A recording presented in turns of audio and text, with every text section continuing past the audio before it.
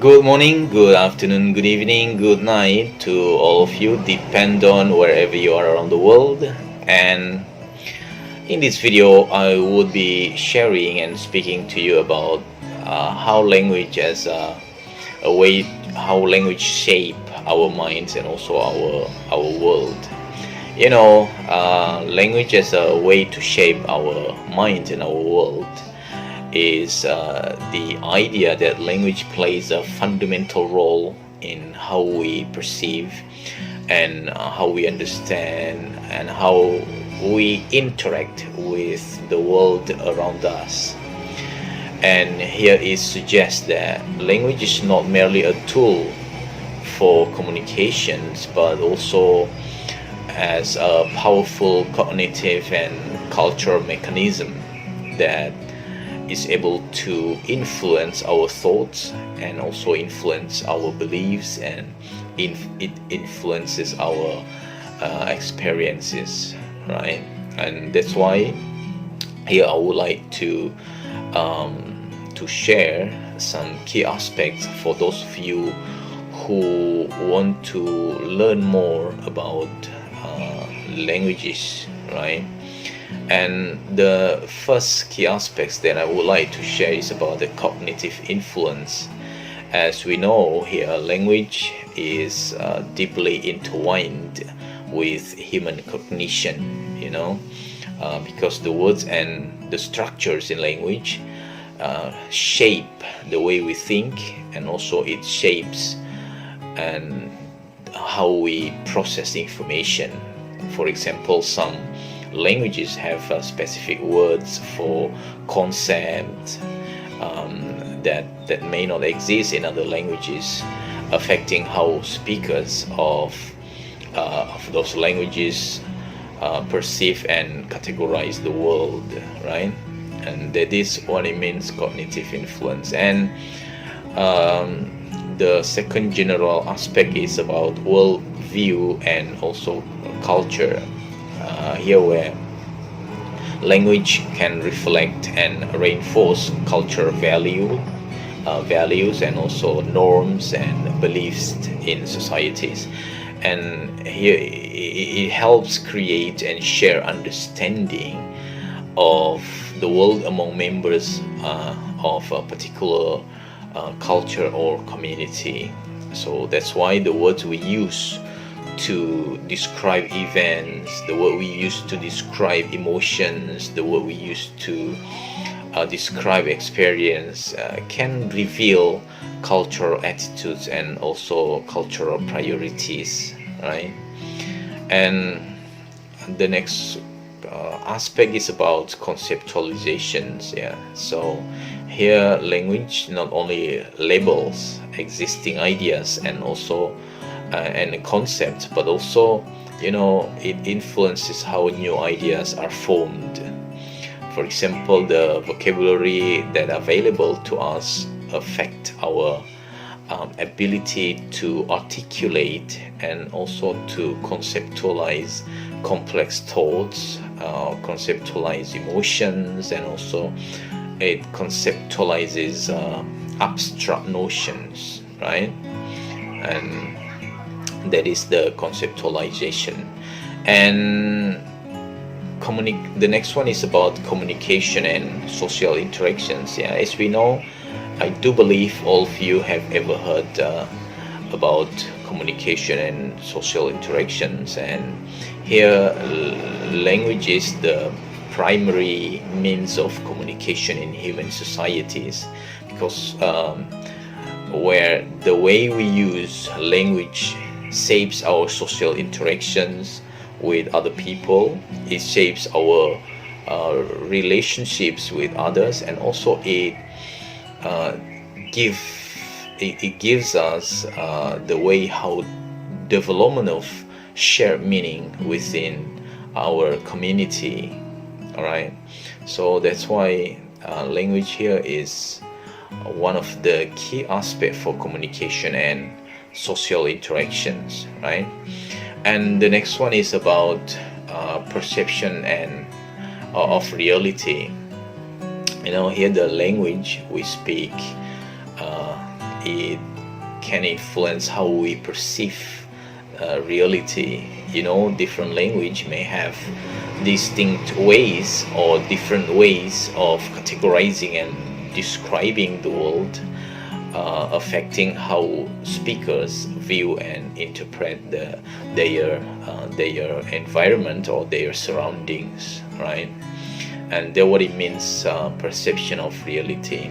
And later on, this will be discussed more detail after this. And the next one is about expressions of identity. I do believe language or languages all over the world are intimately connected to individual and group identity, especially when the language we use can reflect our cultural and also reflect our regional and social affiliations, yeah, and also reflect the contributing to sense of belonging and also self identity, right? And that's why one of the aspects for how to shape our mind and world about languages, expression of identity. And the next one is about influence on learning and education. And I do believe this is the essential part about language, where it shapes how we learn and how we process information, right? And of course, the language here affects educational outcomes and also influences how knowledge is acquired and transmitted in academic settings, right? And I do believe language shape our minds in our world, emphasize the profound impact of language on human cognition, human culture, and human social interactions. And it also highlights the intricate relationship between language and the construction of our thoughts, the constructions of our beliefs, and the constructions of our experiences, and as well as its role in shaping our understanding of the world and our place within it. Okay, so that what it means, how language shape our minds and our worlds. And now specifically, I would like to break it down. What does it mean, cognitive influence? So as you know, just now I told you about the cognitive influence, and this is one of the key aspects that shape and form our mind and our world about the language, right? So here, cognitive influence of course refers to the impact that various factors such as experience, language, culture, and environment have on shaping an individual's cognitive process and also mental functions, and cognitive process refer to the mental activities that involve in acquiring, in storing, in retrieving, and in using information, right? And I do believe these processes include the perception, the attention, the memory, and also the language comprehension, and also this process include problem solving. In the previous video, I have ever discussed about problem solving and also decision making, right? So when we talk about cognitive influence, here we are referring to how external factors affect the way our minds work and the way we think and also the way we process information, right? For example, let's say the language. Yeah, as I mentioned earlier, language here profoundly influence cognition. Yeah, the different of language structure and also categorize the world differently, right? Because it affecting how speakers perceive and conceptualize reality. For example, some languages have more words to describe specific colors or to describe concept, and also it is leading speakers of those languages to have heightened sensitivity to those distinctions, right, or to those differences. And about the culture, of course, cultural norms and values also impact cognitive processes. For example, cultural beliefs and practices influence memory strategies, and it also influences problem-solving approaches, and of course, it influences the decision-making styles, right? And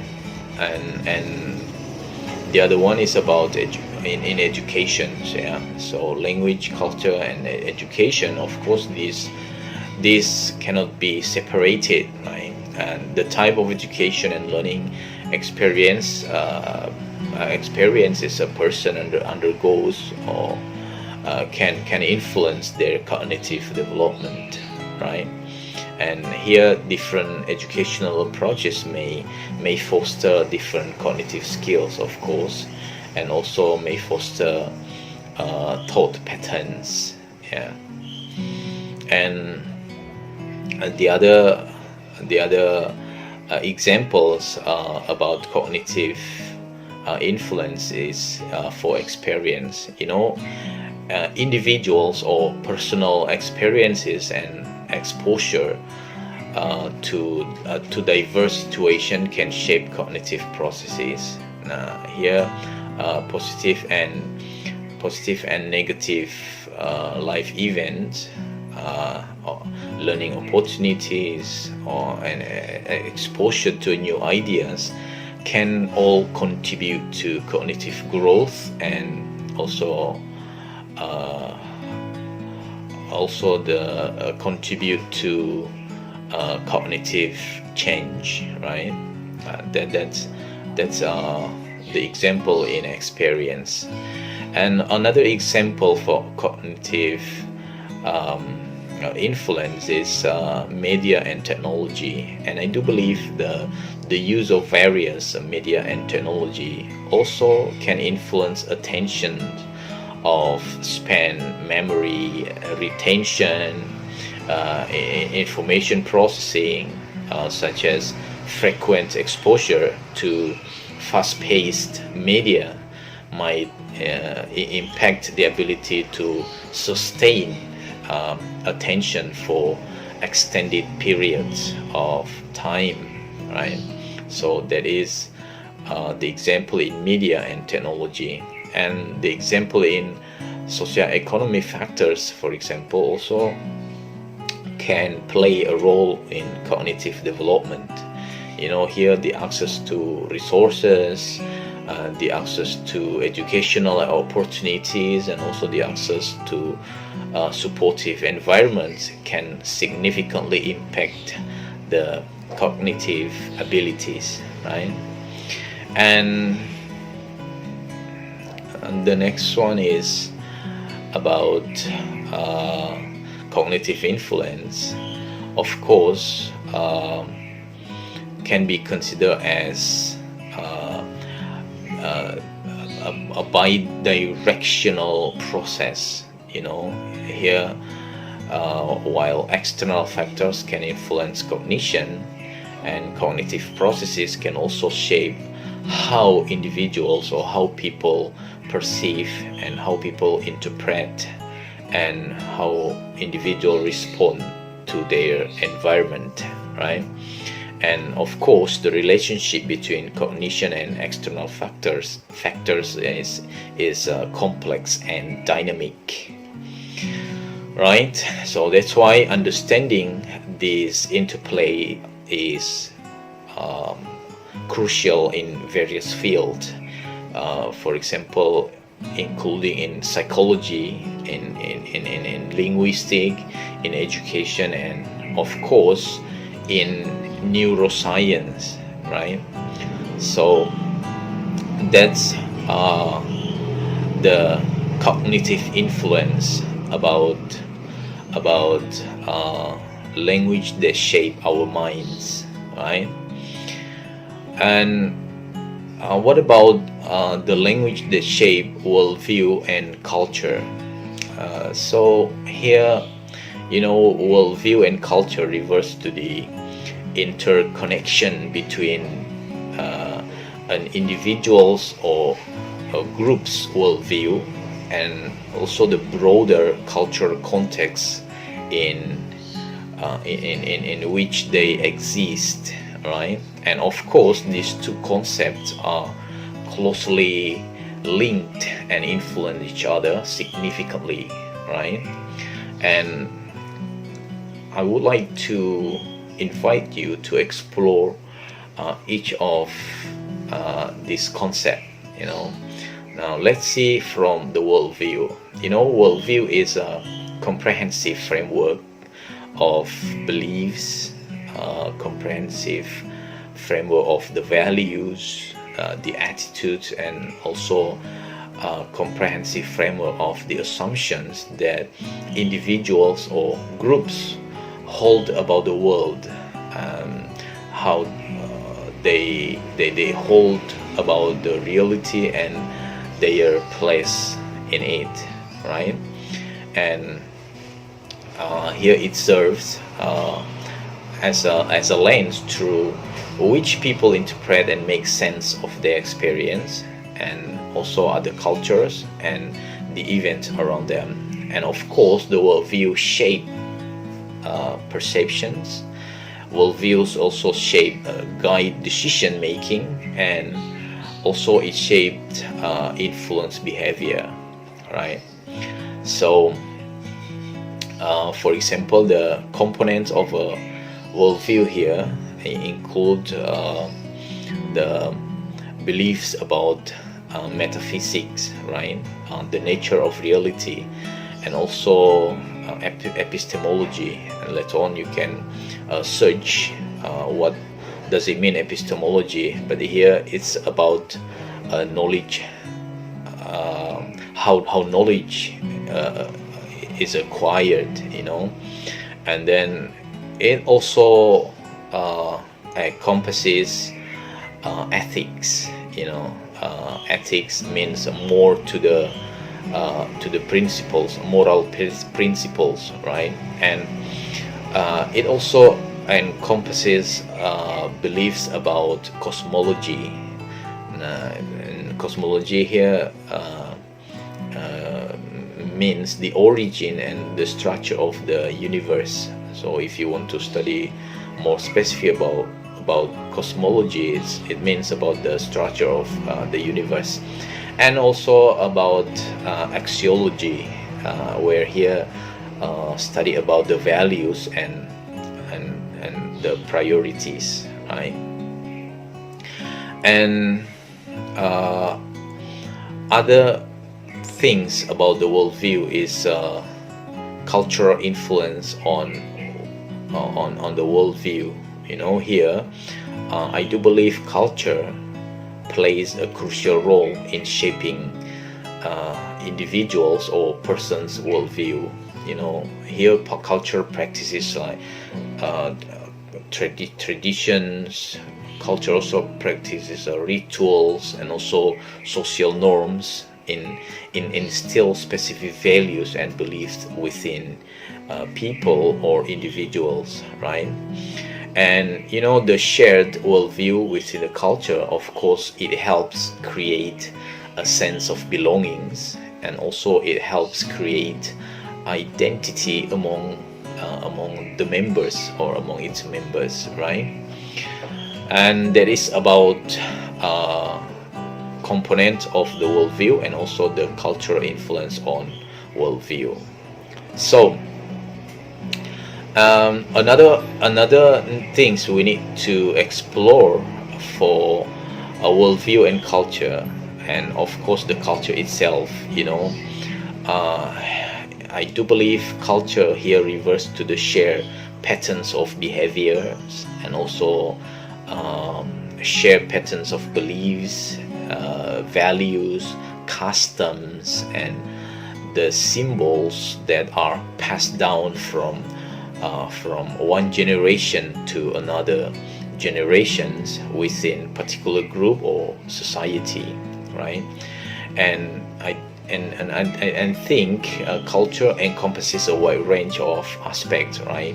Including language, including art, or maybe religion, music, cuisine, and of course social structures, and I think many more, right? And here I would like to share uh, the elements of the culture. Here culture can be divided into material culture, for example, physical artifact, tools, and also non-material cultures such as values, beliefs, language, customs, right? And of course, these tangible and intangible, shaping the way people interact with each other, and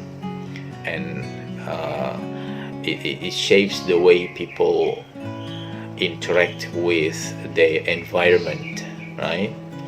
Now that is the elements of culture, and it also has cultural diversity. So here the cultural diversity is the different societies and communities of course have distinct culture, and it leads to the rich tapestry of human diversity worldwide, right?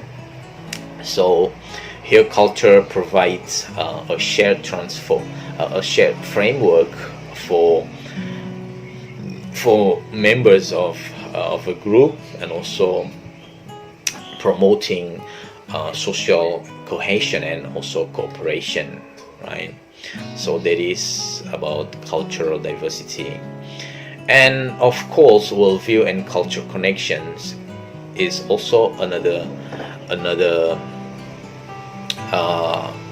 things we need to explore here about worldview and culture. So here worldview and culture are intertwined, right? As I said previously, culture shapes individuals' worldviews through socializations and also through exposure to cultural practices. When individuals' worldview contribute and shape the culture norms, and also values, share the values of a society. And here a shared worldview within a culture fosters common understanding, fosters communications, and also fosters cooperation among its members, right? And the other thing we need to explore about worldview and culture is about cultural relativism. What does it mean, cultural relativism? Here the interplay between worldview and also culture also leads to the concept of cultural relativism. It suggests that cultural practices and beliefs should be understood, right? And also should be evaluated within their specific cultural context. Why? This may be considered acceptable or appropriate in one culture, and it also may be not considered acceptable in another culture because of different worldviews, right? So that's what it means, cultural relativism. right? So understanding the relationship between worldview and culture, I think is also a crucial field in anthropology, in sociology, and also cross-cultural psychology, and intercultural communications, right? And of course, recognizing the impact of these concepts helps promote cultural understanding. It also helps promote tolerance, and also it helps promote effective communication across diverse societies, and also it promotes global interactions, right? And that's what we need to learn about worldview and culture. Okay, and back again to the conceptualization. Conceptualization here refers to the mental process, as I say before. So it's the mental process of forming abstract concepts or mental representations of ideas, mental representation of objects, events, or experience. And I think conceptualizations involves categorizing or and organizing information in a way that allows individuals to understand and make sense of the world around them, right?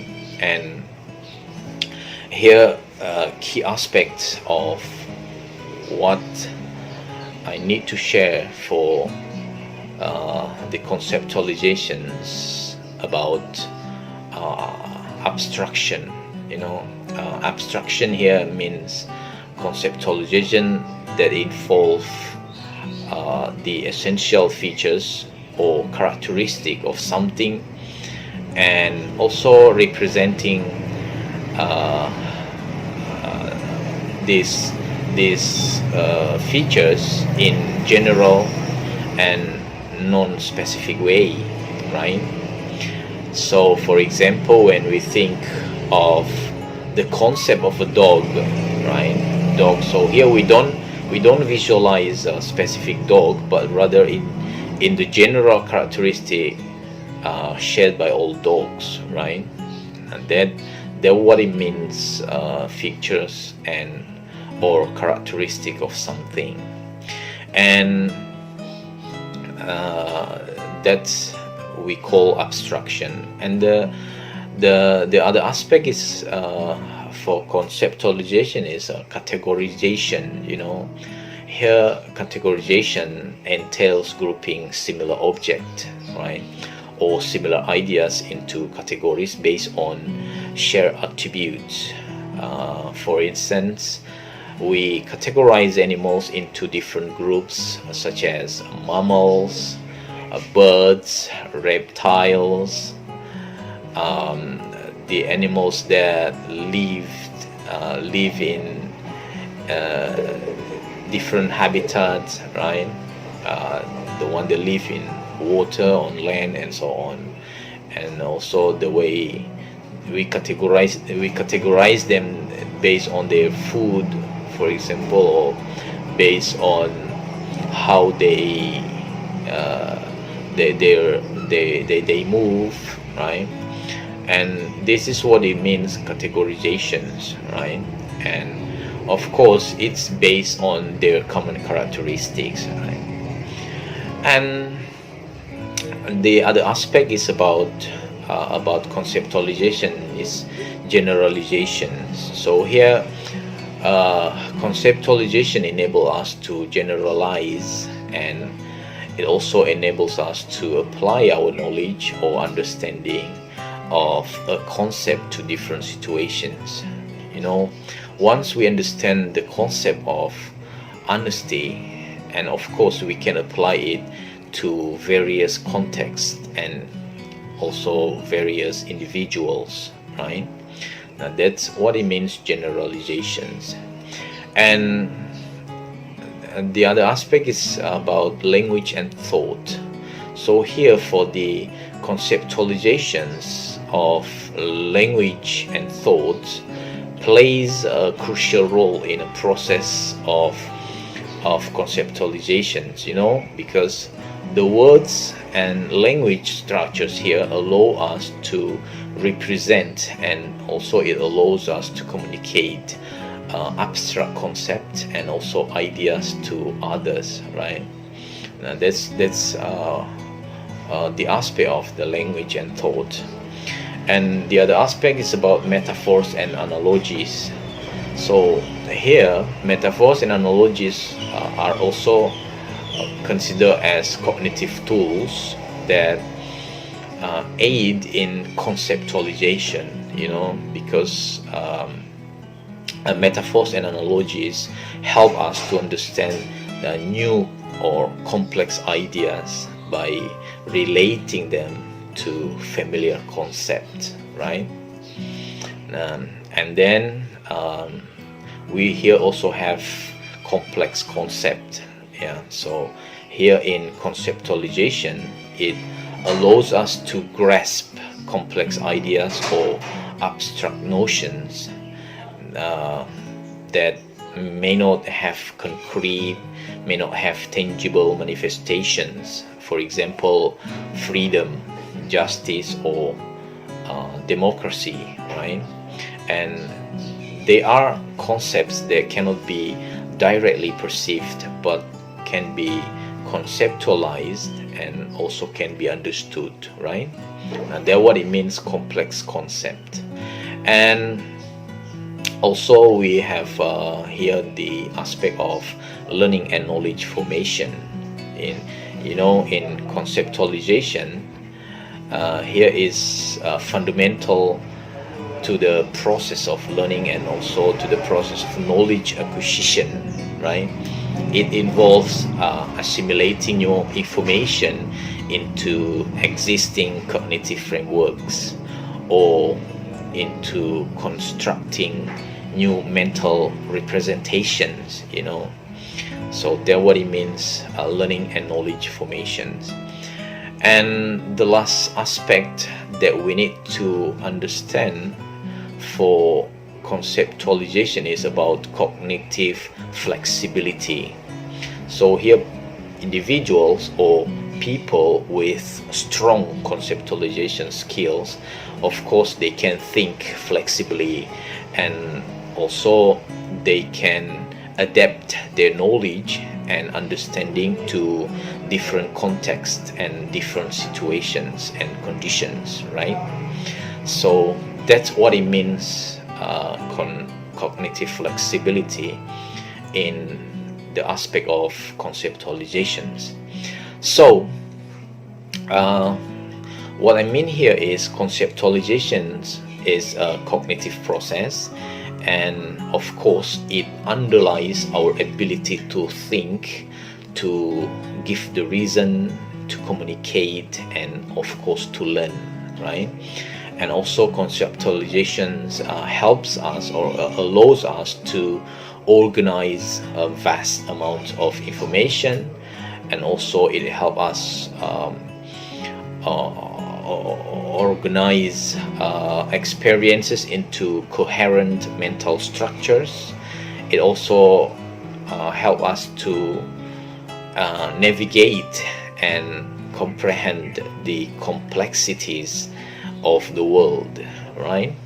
Because it's a core cognitive function, right? So that's why conceptualization plays a crucial role in various areas, including problem solving, and also the areas of creativity, communication, and of course in critical thinking, right? That is about conceptualization that shape our mind and our world in language. And the next one is about communication and social interaction. Here we need to understand how communication and social interaction can exchange or can exchange information, can exchange ideas, and also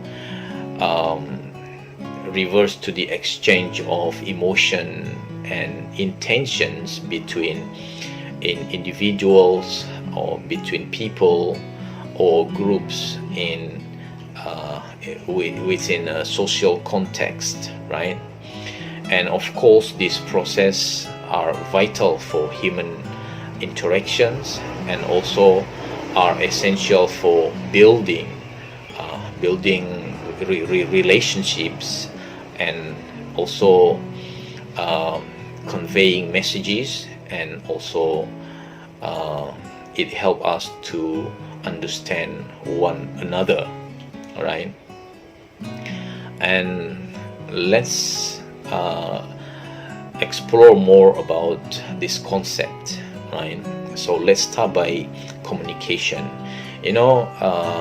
Generally, communication is the process of transmitting and receiving information between individuals or groups, where they are using verbal or spoken or written words, and also non-verbal like body language, facial expressions, gestures, right?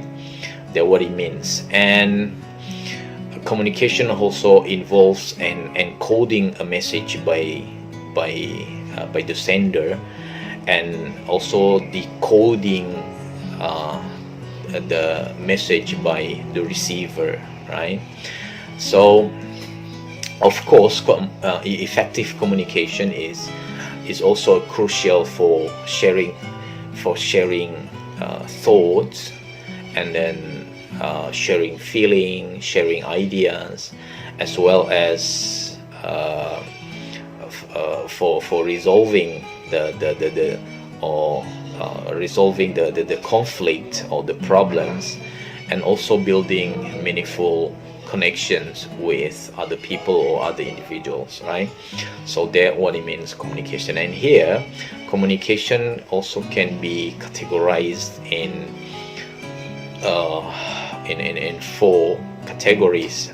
The first is about verbal communication. So here what I mean by verbal communication is here including speaking, writing, or any form of language based on communication, right? And of course it involves choosing words, it involves constructing sentences, and also it involves how to organize ideas and to convey a specific message, right? And the other one is non-verbal communication. So this category also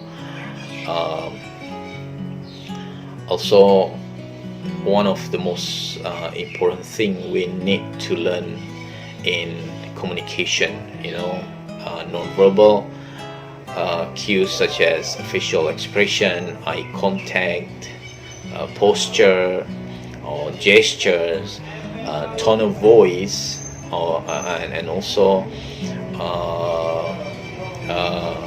the way we complement verbal communication. Of course they add nuance to the message and help convey emotions and attitude in communications, right? And that's what it means, non-verbal communication. And other category is about interpersonal communications, and I do believe all of you have ever heard this before. What does it mean, interpersonal communication?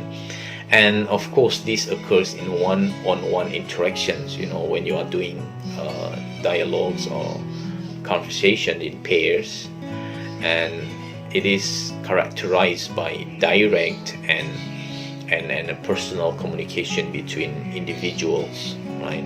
So that is interpersonal communications. And then the other is mass communications, and mass communication here involves the dissemination of information to a large audience. For example, when we communicate through television, through radio, through internet, or other media like print media, right? And that is mass communications, right? And so those are 4 categories for effective communications. And the next one related to communication and social, related to interaction, is about social interaction, right? Social interaction here refers to the behavior and communication that takes place between individuals or between groups within social settings, right? And it is the foundation for building negotiations, for building social relationships, for building various types of interactions, right? For example, cooperations, collaborations, conflicts, and of course what I say just now about negotiations, right? And here also social interactions are divided into 4 types. And the first type is about social interaction. Here could be range from simple everyday conversations to more complex group dynamics such as teamwork, leadership, and social hierarchies, right? And the other type for social interaction is social norms. Here the social interactions are influenced by social norms and also cultural expectations, yeah. And of course these norms dictate appropriate behavior. It also dictates communication styles and manners in different social situations. So there is a social norms. And other type is impact on social development. So here social interactions of course has impact on social development, and I do believe this is crucial for the development of social skills especially, and also the establishment of social identity and social roles, right? And the other type is social context. So here social interaction takes place within broader social context, which include cultural, include historical and environmental factors, right? That is what it means, social context.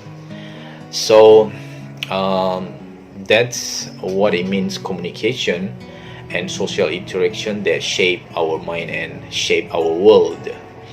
So here effective communication and social interaction, of course, they are essential for maintaining social cohesion, and also they are essential for resolving any conflict and forming meaningful relationships, right? And I do believe these skills are vital in personal relationships, in professional environment, and also in educational settings and societal structures, right? And of course, positive and effective communication can lead to understanding. It also leads to empathy, and it leads to cooperation. And of course, it also leads to fostering harmonious relationships and also promoting a sense of belonging within community, as I said previously, right? That is about communication and social interactions. And what about perceptions of reality? So here, perception of reality, of course, it refers to individuals' subjective understanding and individual interpretations of the world around them, right? And of course, this is also shape our mind and our world.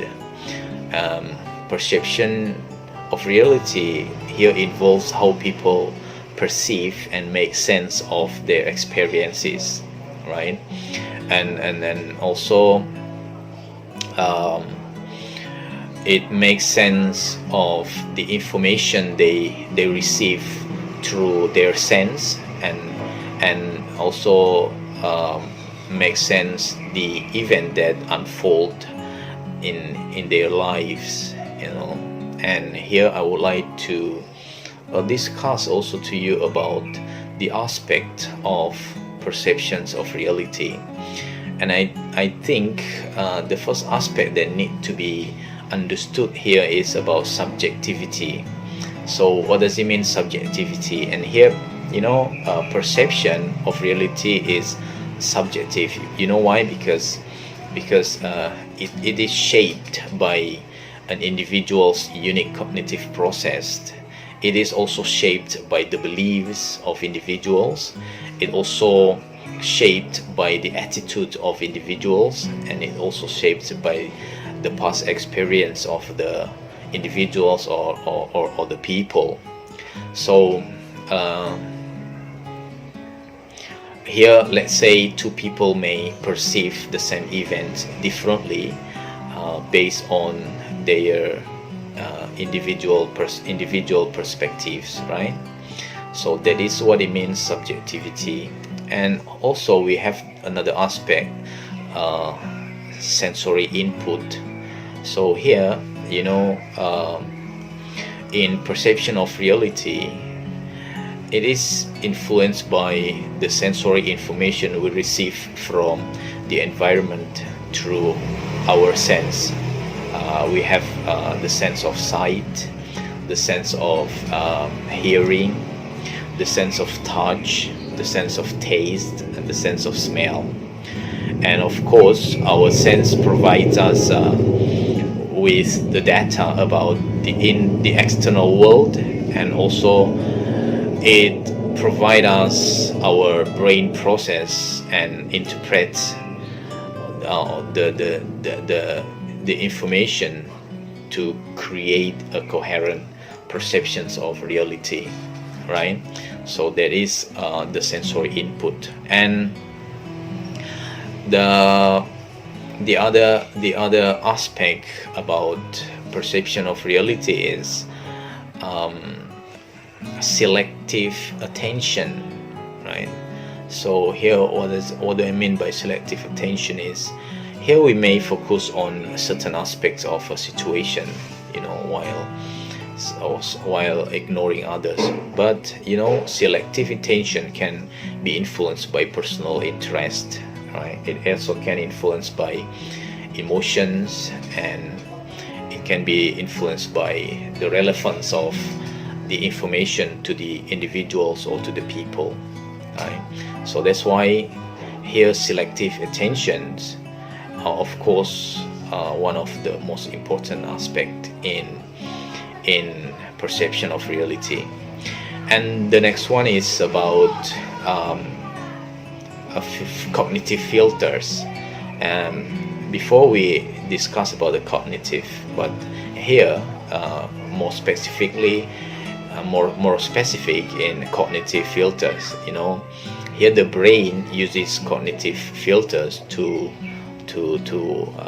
organize or to interpret sensory information, you know. And of course these filters include the attention, the memory, and also include the cognitive biases that influence what information is attended to. And of course it also influences what information to remember and to interpret, right? That is cognitive filters. And the other one is about memory and recall.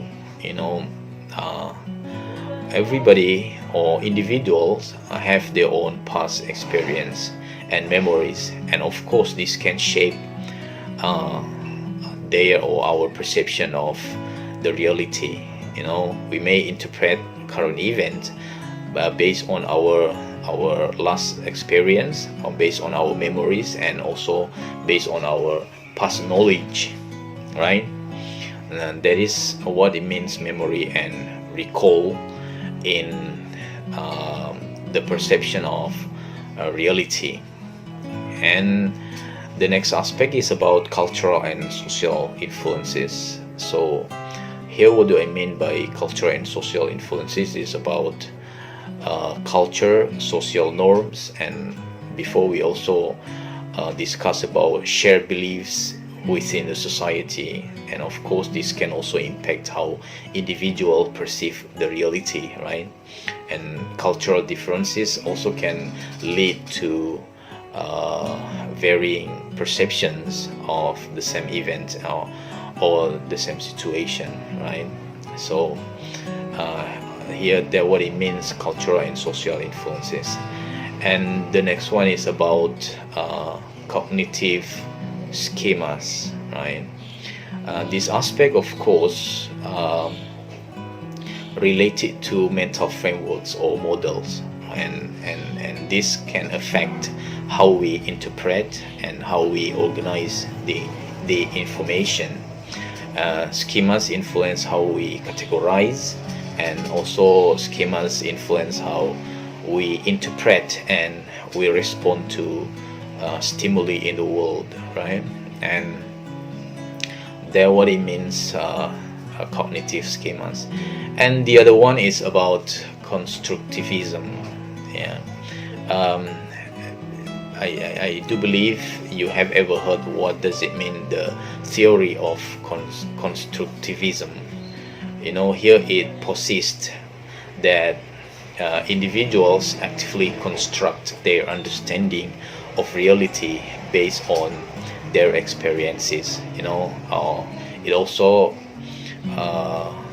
also construct based on their prior knowledge, and also it construct based on interactions with the individuals or the people in the environment, right? And that what it means, constructivism. And here, other aspect related to perception of reality is about perceived reality and versus reality. So here, it is essential to recognize that perception of reality doesn't necessarily equate to objective reality, right? Because objective reality is the external world as it exists independent of our perceptions, while perceived reality is how we interpret and how we experience the external world, right? So that's the different reality and perceived reality. And another aspect is related to a perception of reality is altered perceptions. Here factors such as stress, emotions, fatigue, and also altered states of consciousness. Of course, it can also affect how we perceive reality. And in certain situations, perceptions could be distorted or inaccurate. That's why here also one of the aspect for perception of reality about altered perceptions, and this need to be understood clearly, right? In order we are able to understand how emotions, stress, fatigue affect our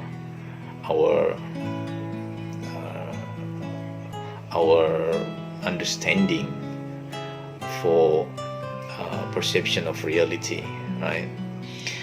And of course, understanding perception of reality also is crucial in the field of particular subject, such as psychology, for example, philosophy, and also could be in cognitive science, right? Because perception of reality helps us to comprehend how individuals form their worldviews, and how individuals beliefs, and how individuals form their behavior based on their interpretations of the world around them, right? And of course, perception of reality also reminds us of the importance of empathy and also open-mindedness when dealing with diverse perspectives and experiences, right? And that is about perceptions of reality. And another aspect that shape our mind and our world is expression of identity. Expression of identity here refers to the ways which individuals or which people communicate or present and manifest their unique sense of self and individuality to the outside of the world, right? And of course, it encompasses a range of behaviors. It also encompasses a range of actions, choices, and also the characteristics that reflect who a person is or who individual is, what they believe, and also how they see themselves in relation to others and society as a whole, And of course, in the expression of identity, there must be also some aspect that need to be understood and need to be learned. The first is about personal values and beliefs. At the beginning, I have also said about personal values and beliefs. Here the expression of identity often involved in displaying and adhering to the personal values and also to the personal beliefs and personal principles, and of course this can include advocating for causes, standing up to one's convictions, or it also can include in participating in activities aligned with personal ideologies. So that is about personal beliefs, that one of important aspect in expression of identity. And another important aspect is appearance and style. Here what I mean by appearance and style is the way individual dress, the way they put on their clothes, the way they groom, and the way they present themselves. Here can be a significant aspect of identity expression. For example, like clothing choices, hairstyles, and also accessories that they wear can reflect cultural affiliations, and also can reflect subcultural membership or personal aesthetics. That is about appearance and style. And the next one is about interest and hobbies. In expression of identity, people or individuals engaging in specific hobbies and interests, or also activities that can be a form of identity for them. The form of identity expression for them. For example, when someone passionate about art This may express their identity, his or her identity, through artistic creations or involvement in art-related event. Yeah. So there is interest and hobbies.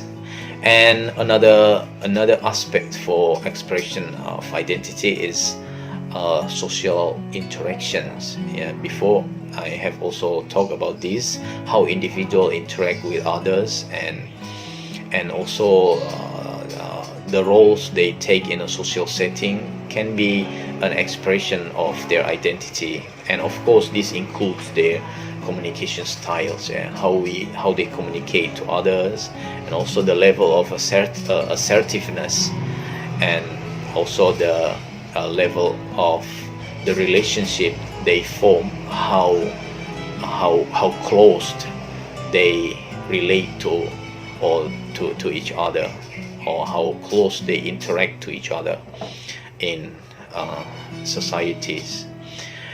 And that is about social interactions. And the other one is about language and communication. Also this we have discussed before about language and communication. So I just need to emphasize that, the language individual use, of course, including their choice of words, the choice of tone, and their communicating style.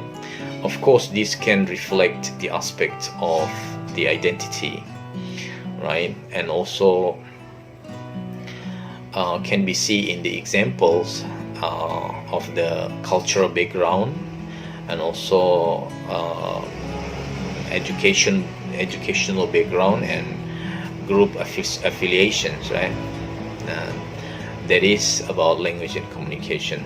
And I think another important aspect is about cultural and ethnic identity.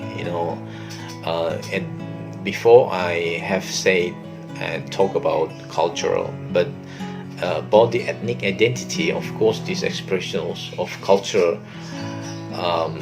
and ethnic identity involve embracing and promoting aspects of one's cultural heritage. It also promoting traditions, and of course it is also promoting customs, right? So that is the aspect of cultural and ethnic identity. And here also we have another identity which we call gender identity and expression. Here gender identity and expression, of course, it encompasses how individuals identify and present their gender, and of course this can include traditional gender norms or non-binary binary expressions of gender identity.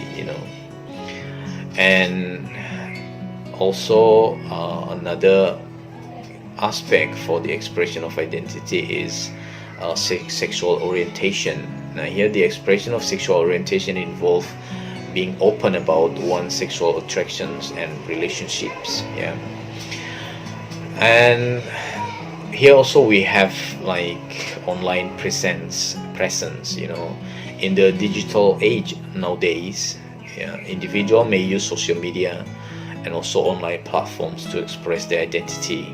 They share their thoughts, they share their opinions, they share their knowledge, and also they connect with like-minded individuals, right? And of course this aspect is also need to be understood about expression of identity.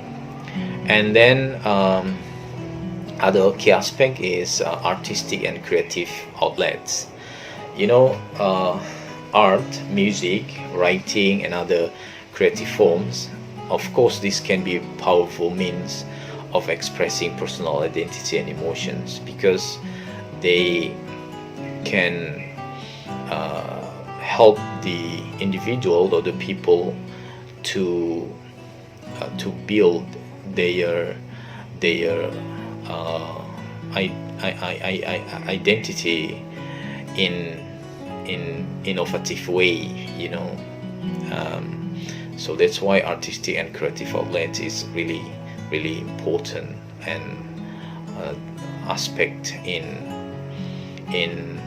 expressions of identity. And of course, there is also what we call collective identity. Here, people may also express their identity as part of the group or community, like the group of religious and group of political and group of professional affiliations.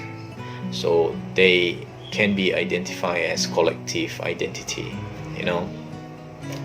And of course, this expression of identity also is a fundamental to human existence, and of course it allows us to shape our mind and our world about language, and also it allows individual to establish a sense of self, and then also communicate with others, and also it helps us to form social connections. And of course, these expressions of identity also allow individual to find place within larger social and cultural context. And then of course it also process throughout the life of as individual encounters, where new experience, new influences, and also new self-discoveries here, right? And I do believe by embracing and respecting diverse expressions of identity, this can contribute to a more inclusive and understanding society. And of course, this can shape our mind and our world about the language, right? And then that is about expressions of identity. And the last one is about influence on learning and education, in forming or shape our mind and our world. And one of the most important thing is the influence on learning and education. Here it refers to the various of factors and elements that impact the process of learning and the process of effectiveness of educational practices, right?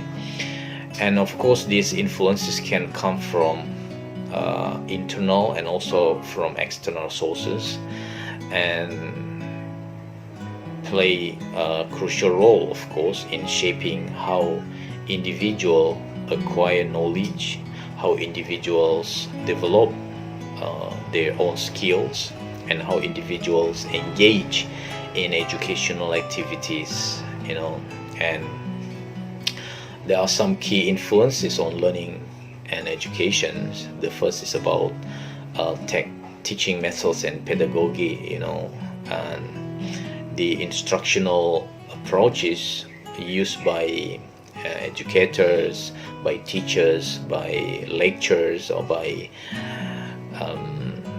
trainers, by tutors.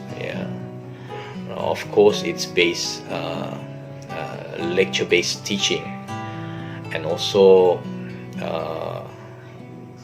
for example, active learning, project-based learning, or technology-enhanced instruction. And of course, this significantly influences how students absorb and retain information, right? So that is about teaching methods and pedagogy. And the next one is about learning environments. And of course, in influence on learning and education, also influenced by the learning environment. Here physical and psychological environment in which learning occurs can affect students' motivation. It can also affect student focus and engagement. And of course, a positive and supportive learning environment can foster a love of learning and enhance academic achievement, right? So that's why learning environment also need to be one of the most considerable things in influence on learning and education. And the other aspect that influence learning and education is about curriculum design. Here the structure at the previous video I have ever talked about curriculum design, and here the structure and content of the curriculum determine what knowledge and skills students are exposed to, and of course effective curriculum aligns with learning goals, right? It also aligns the student needs, and of course it aligns the real world applicability.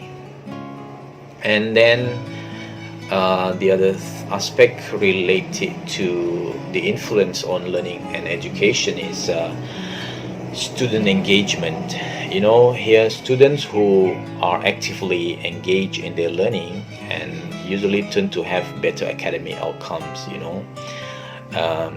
Here engaging teaching methods, interactive activities, and also relevant content can promote student interest and participation, and that's why student engagement also need to be considered in the influence of learning and education.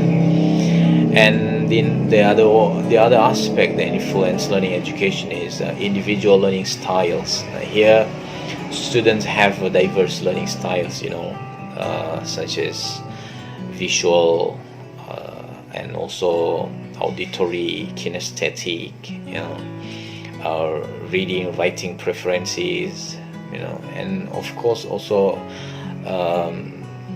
students recognizing and accommodating how they are learning in different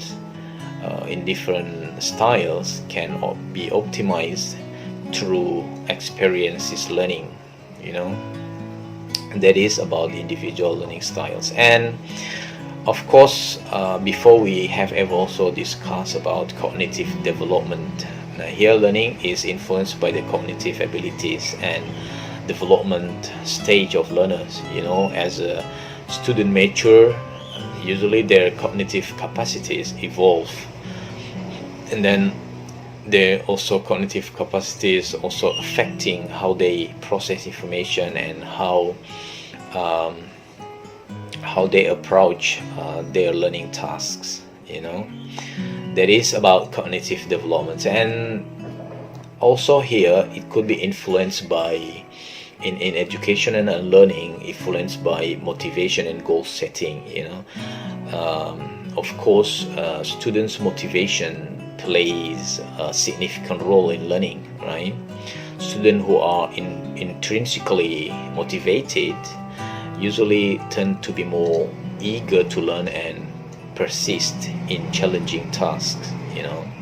So that's why here we need to have motivation and goal in learning and in studying. And the next one is about prior knowledge and experience. Here of course one of the influence in learning and education is about prior knowledge and life experiences, because it shapes how new information is understood and connected to existing knowledge, right? Because effective educators of course will build students' prior knowledge to facilitate learning, right? And that is about prior knowledge and experience.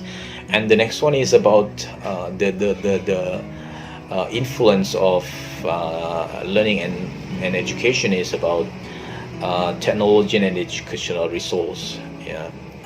Here I mean the integration of technology and access to educational resource can enhance learning experience, because it also provides additional avenues for exploration and understanding, right? So that is why technology and education, I think, is also very essential influence in learning and education. And the next one is about social and cultural context. At the previous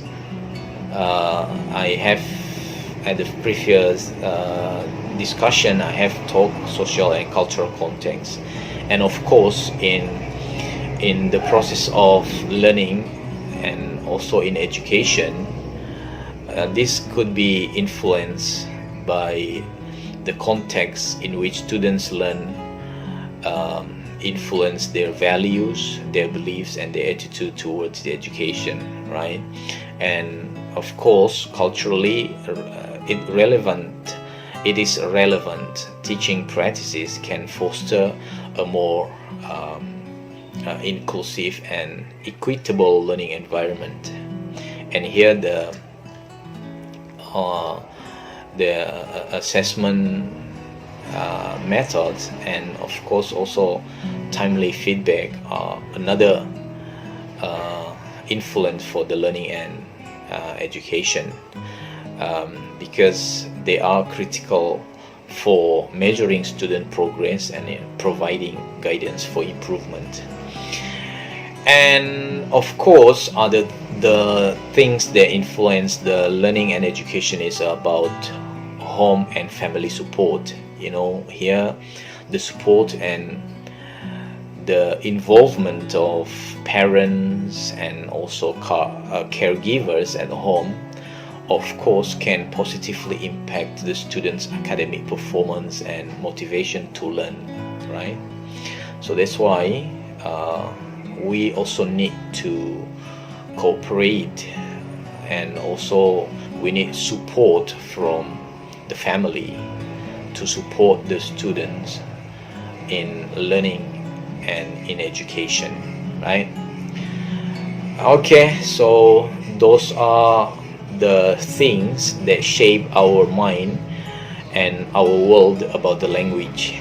And I do hope by understanding the various influence of shaping the mind and the world of language, of our language, the educators, policymakers, educational institutions, right, can design more effective teaching strategies, can also optimize learning environment, and also can give better support to students in their educational journey, right? And I do hope this information is useful for you and you can learn something from this, right? And if you are learning something from this video, please help support this, supporting this video by sharing, and also by subscribing and like, and don't forget to give comment, in order I can also improve and myself to learn more and to share more information to you about teaching languages, right? Thank you for listening, and thank you for watching Gia English channel, and bye bye for now.